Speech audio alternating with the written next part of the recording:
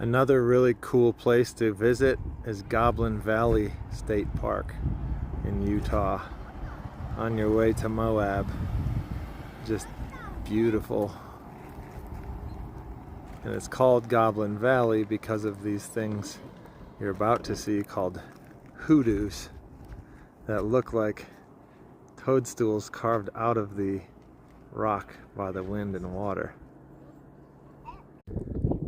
Here we are inside Goblin Valley, and you can see all the hoodoos which have been weathered over time by the water and the wind. Beautiful nature's playground.